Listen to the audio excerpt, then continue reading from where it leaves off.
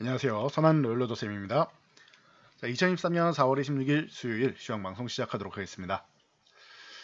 자, 미국에서 이제 퍼스트 리퍼블릭 또 파산설이 나왔습니다. 위기설이 나왔다 정도로 보는 게 맞겠죠. 그래서 SVB 사태에 이어서 얘기가 나왔던 기업이기 때문에 이게 새로운 악재냐라고 봤을 때는 새로운 악재는 아닙니다. 기존부터 예금 감소로 자산 매각 가능성 있다라고 얘기가 나왔었고 다시 한번 재점화, 다시 한번 또 얘기 나온 거다, 다시 한번 얘기 나온 거다라고 생각하시면 돼요. 그래서 미리 준비를 하고 있던 상황이기 때문에 이거는 뭐 악재는 될 수 있지만 기존의 SBB 사태처럼 뭐 새로운 우려감이 나온 건 아닙니다. 그래서 이 정도까지는 이제 뭐 조정의 빌미 정도다 정도로 보시면 되고요. 왜냐? 다우지수 같은 경우는 최근에 뭐 양호한 흐름 보이고 있었죠. 최근에 밀리지도 않고 횡보하면서 오히려 조금 더 올라가려는 모습도 보이고 있었는데 다우지수는 뭐 기존에 그냥 박스권 상태였고 우리나라 이제 코스피 같은 경우는 2,500 넘어가는 상황이니까 요게 좀 다 차이점이 있다라고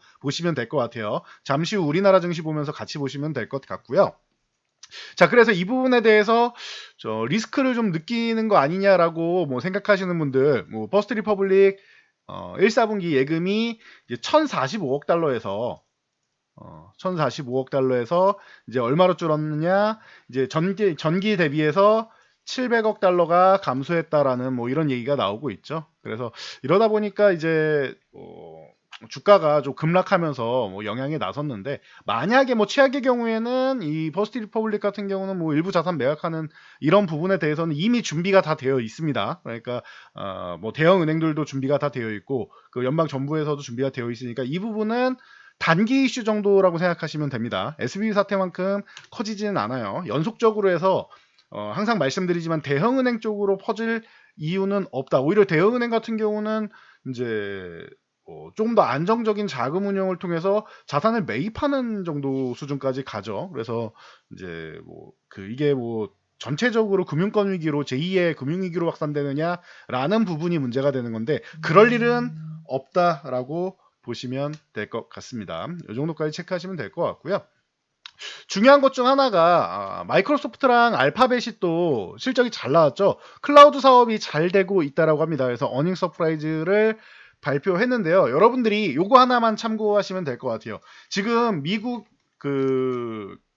지난주까지 발표한 이 88개 기업 중에서 76% 미국 기업은 76%가 시장 컨센서스보다 좋은 실적, 어닝 서프라이즈가 아니더라도 예상치보다 좋은 실적을 보이고 있습니다. 그러니까 여러분들이 이 부분에 대해서는 이제 실적은 예상보다는 잘 나오고 있구나라고 생각하시면 되는데요. 이게 또 함정이 하나 있어요. 제가 계속 말씀드리지만 시장을 안 좋게 바라보기 때문에 예상치를 애초에 낮게 잡았죠. 그러니까 요 낮게 잡은 것보다만 높게 나오면은 이렇게 예상치보다 높습니다. 이런 얘기가 나오는 거예요. 실적이 엄청나게 좋아서 76%가 좋게 나온 거다가 아닙니다. 그래서 요 부분을 여러분들이 뭐 생각을 하시고요. 기대치가 그냥 낮았구나 정도로 생각하시면 될 것 같아요. 그렇게 따지면은 우리나라의 이제 현대차 같은 경우 뭐 사상 최대치 기록하고 있는데 얼만큼 좋은 실적을 보이고 있는지 여러분들이 잘 생각을 한번 해보실 필요가 있을 것 같습니다.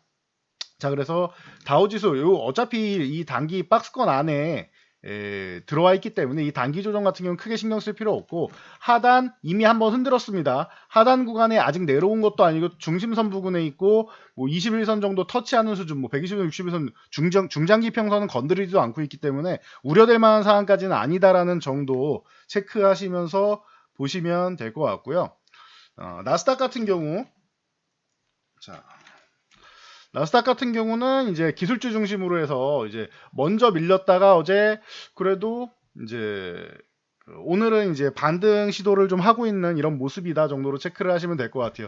그 알파벳하고 이제 실적 잘 나왔다, 마이크로소프트가 실적이 잘 나왔다라고 말씀을 드렸는데 이 정도 흐름 만들고 있다 보시면 될 것 같아요. 그래서 12,000포인트를 어제 이탈하면서 리스크 있는 거 아니냐라고 생각하실 수 있는데 단기적으로 이탈해도 여기는 어차피 회복되는 구간이니까 걱정하실 필요 없다. 나스닥은 추세를 위쪽 방향으로 지금 돌려 세운 모양이다라고 보시면 될 것 같아요. 그래서 이 정도까지 체크하시고요.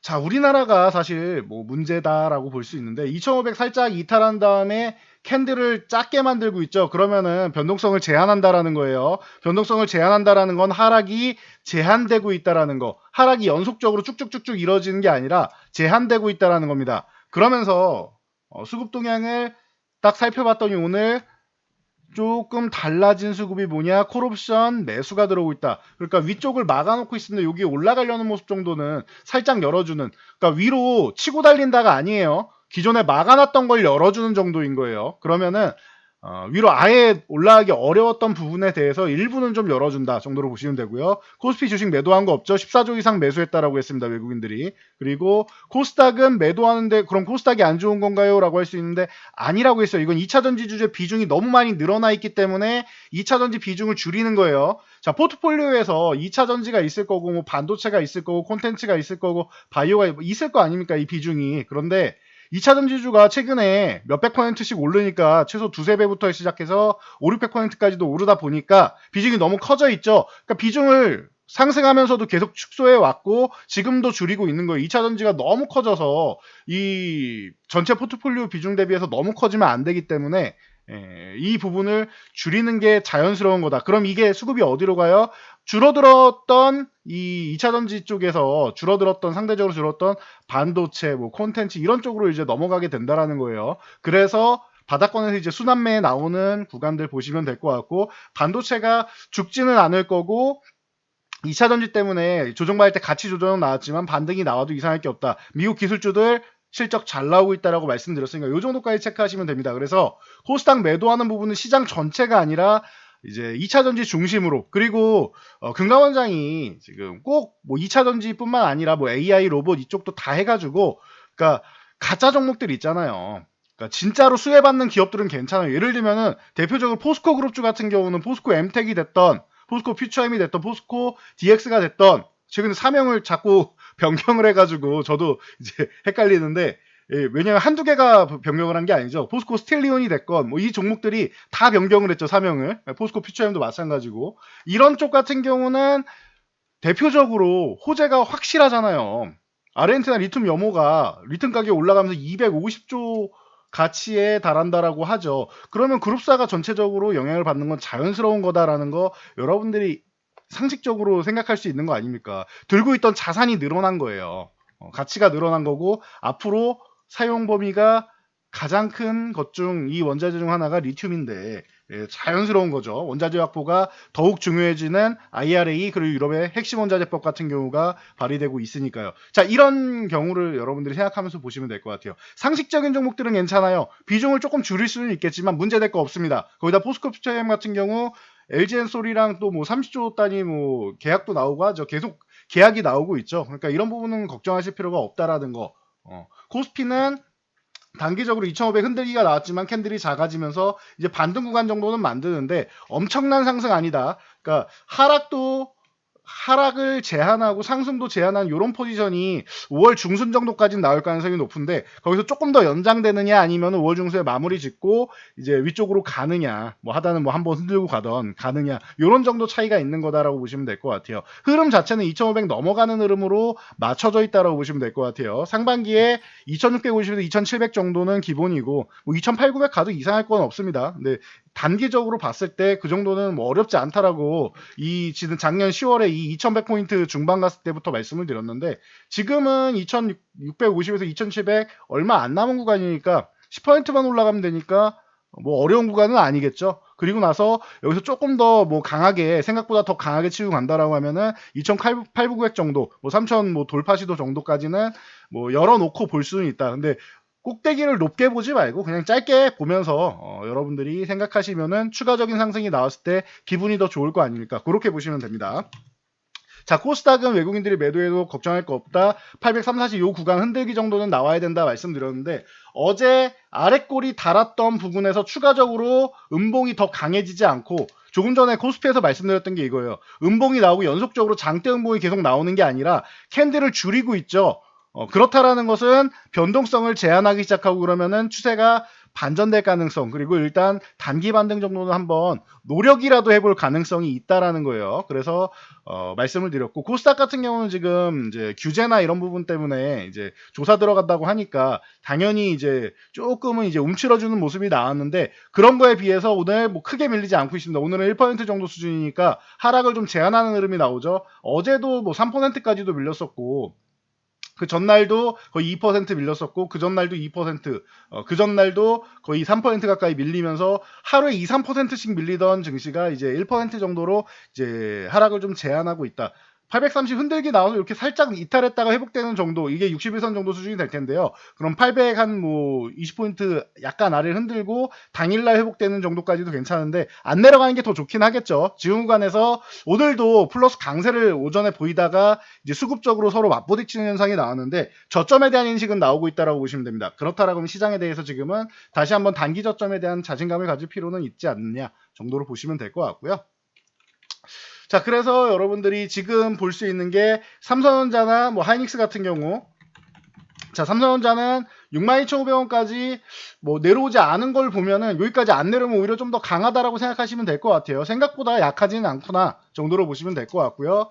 SK하이닉스 같은 경우는 이제 9만원 저항 느끼고 다시 한번 내려왔는데, 이것도 이제 뭐 85,000원을 뭐 강력하게 이탈하거나 그러진 않고 어제 저점 매수 나오고 있죠. 그럼 하이닉스도 뭐 나쁘진 않다. 여기서 9만원 돌파 시도 단기적으로 다시 한번 하면서 넘어갈지는 봐야 되겠지만 단기적으로 시도 정도는 하고 있다 보시면 되고요. LG에너지솔루션 같은 경우가 이제 55만원 구간에서 다시 한번 60만원 쪽으로 붙어가려고 한다. 기존에 말씀드렸죠. 이거 40만원대 다시는 안 올 수 있다. 55만원 넘어가면은 그 다음에 55만원 흔들기는 나도 50만원 아래쪽으로 내려갈 가능성이 매우 낮아 보인다라고도 말씀을 드렸었는데, 어느 정도로 표현을 드렸냐, 55만원 위쪽으로 넘어가면은 이게 100만원을 가는 확률이 50만원을 이탈해서 이 아래서 유지될 확률보다 더 높지 않겠느냐라고 말씀드릴 정도로 45만원 올라가는 게 5만원 내려가는 것보다 예, 비교하면 9배죠. 예, 이 확률이 더 높지 않느냐라고 보고 있다라고도 말씀드렸어요. 물론 다시 한번 뭐 여기를 흔들어준다라고 하면 또 다시 절호의 기회를 주는 건데, 그렇게는 안 줄 가능성이 좀 높아 보여요. 지금도 마찬가지입니다. 그리고 LG화학 같은 경우도 이제 양극재 이슈를 통해서 같이 움직일 수 있는데, 이 2차 전지주 흔들리면서 최근에 좀 올라왔던 종목들, 저항받았던 종목들이 내려오고 있죠. 그러면 이 74만원 흔들기가 나오고 있는데,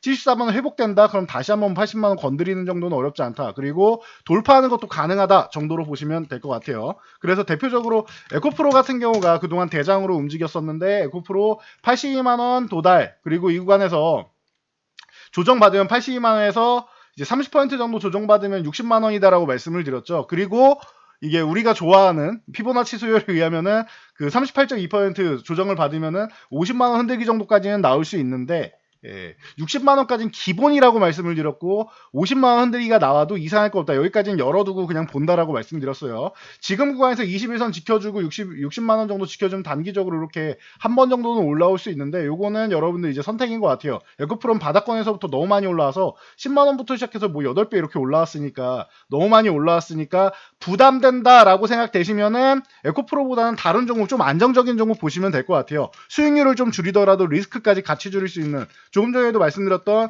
포스코 퓨처엠 같은 경우 지금 요 21선 구간 거의 다 내려왔고 30만원 이제 초중반까지 왔는데, 이 정도면은 그래도 어제도 이 아래 꼬리 구간에서 관심 가져볼 만한데 급하게 들어가진 않는다라고 말씀드렸죠.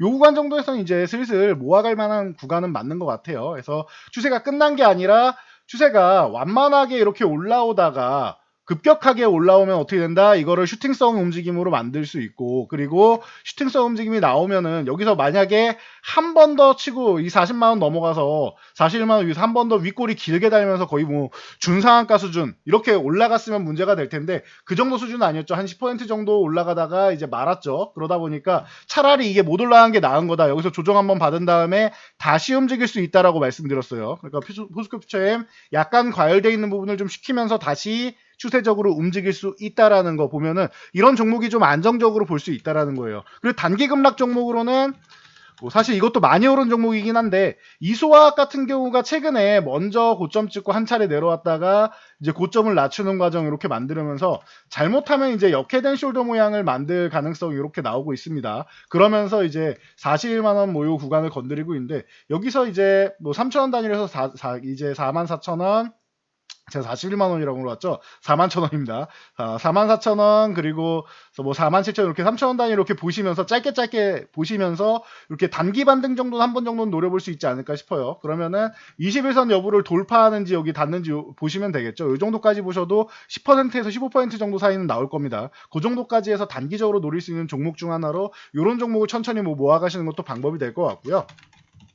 선익 시스템이 최근에 상한가 이후에 이제 다음날 고점 형성하고 쓱 밀려 내려와서 상한가 이전 가격까지 다시 내려왔죠. 그럼 뭐예요? 이거 추세대로 그냥 그대로 움직이는 종목이 된 거죠. 그러면 살짝 더 흔들어도 이상할 게 없고요.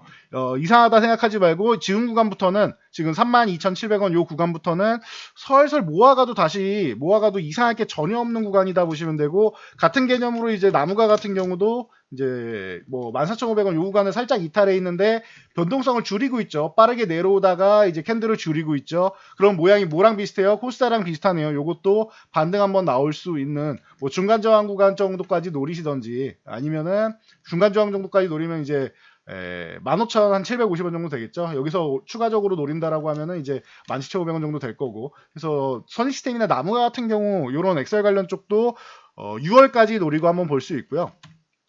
그리고 기존에 제가 방산주 말씀드리면서 현대로템이랑 뭐 이런 바닥에서 출발하는 종목들 말씀드렸는데 38,000원 구간에서 저항받고 35,000원 이탈하냐 마냐 지금 오늘 이 구간에서 싸우고 있습니다. 아래 꼬리는 달고 있는 거 보니까 단기적으로 너무 가파르게 올라와서 살짝 쉬기는 해도 시세가 끝나지는 않은 모습입니다. 그래서 이 정도까지 체크하시면 될 것 같고요. 근데 지금 구간보다는 좀 더 내려오면 한 32,000원 구간 내려오면은 참 매수하기 좋았을 텐데 고의적으로 32,000원까지 안 내려온 것 같아요. 일부러 매수 구간을 안 주고 다시 한번 아래 꼬리단 느낌이니까 여러분들 참고하시면 될 것 같고요. 자, LIG 넥슨 같은 경우 85,000원 돌파 시도하고 요 아래 이렇게 아래 꼬리 달고 있죠. 얘도 이제 출발하는 이제 출발 신호 정도니까 참고하시면 될 것 같아요. 그리고 제가 방산주 말씀드리면서 전쟁이 시작됐을 때 대장이었던 종목들이 한 번씩 움직이고 있다. 이렇게 말씀드렸죠. 전쟁이 시작했을 때 대장주가 뭐였죠? 방산주 그리고 에너지 인플레이션 관련주 GSE, 흥구석유, 중앙에너비스 뭐 이런 종목들이었죠. GSE 같은 경우가 4,000원 돌파 시도가 계속 나오고 있다라고 했는데 오늘도 4,000원 이렇게 붙여놨습니다. 요거 참고로 여러분들 알고 계셔야 돼요. 흐름이 이쪽으로 이게 주도주가 되는 게 아니에요. 순환매로 단기적인 자금이 치고 빠지는 단타 정도 움직임은 만들 수 있다라고 말씀드렸는데 GSE가 이렇게 올라오고 있죠.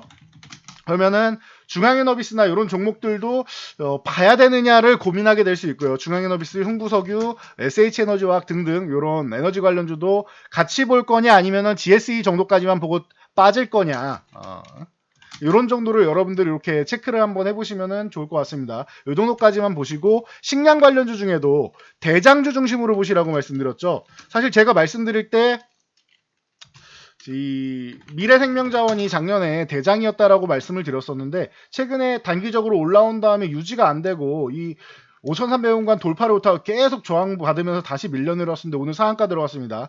이러면은 대장주들만 지금 먼저 움직였다라고 보시면 될 것 같아요.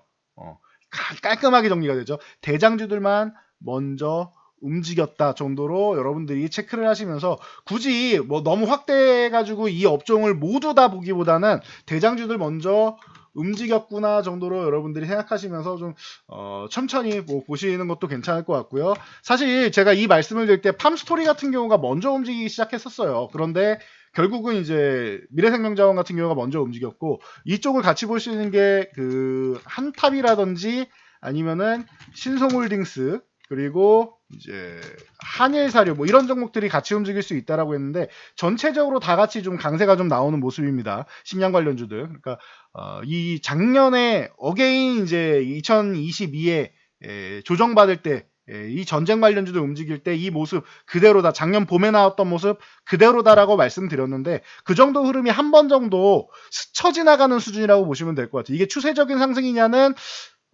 저도 그것까진 자신이 없습니다. 이거는 추세적인 상승보다는 일단 단기적인 흐름 정도다라고 일단 보면서 짧게 치고 빠지는 정도고요. 길게 가져가는 것도 지금은 뭐 좋은 건 아닌 것 같습니다. 다른 종목들, 싸게 나와 있는 종목들, 순환하는 종목들 많기 때문에. 그래서 레인보우 로보틱스나 이런 종목들 올해 뭐 대장주로 활약을 하다가 지금 10만 원 구간 요 구간에 있는데 이런 종목들 같이 보셔도 나쁘지 않을 것 같아요. 로봇 AI 쪽 같이 규제한다고 했는데 실체가 없는 종목들이 문제인 거지 실체가 있죠. 삼성에서 지분을 인수해 가고 있는데 실체가 없다고 하면은 말도 안 되는 일이죠. 자 그렇다면 레인보우 로보틱스 그리고 로보스타 로보스타 로보티즈 같은 이런 LG그룹 관련주들 애초에 LG그룹에서 로보스타는 인수를 했죠. 최대주주입니다. 항상 뭐 보여드리는데 최대주주가 LG전자에 들어가 있죠. 그리고 로보티즈 같은 경우도 2대주주에 올라가 있죠. 로보티즈는 자 작년에도 이제 국무총리가 방문을 하면서 로봇 관련주 중에서는 정책 수혜를 받을 기대감이 가장 큰 기업 중 하나다라고 누누이 말씀드렸었고요. 그리고 SPG 같은 경우 뭐 후발주 쪽으로 볼 수 있다라고 말씀드렸었는데 최근에도 많이 내려와 있습니다. 그럼 이런 종목들 올라왔다가 꺾이는 종목 기술적 반등 정도 한번 노릴 수 있을 것 같고요. 아니면은 아예 그 고개를 돌려서 이런 스마트 팩토리, RS 오토메이션 이쪽도 이 로봇하고는 뗄래야 뗄 수 없는 관계이기 때문에 스마트 팩토리 같은 경우 RS 오토메이션이나 이런 쪽도 같이 한번 볼 수 있다 정도로 보시면 될 것 같고요.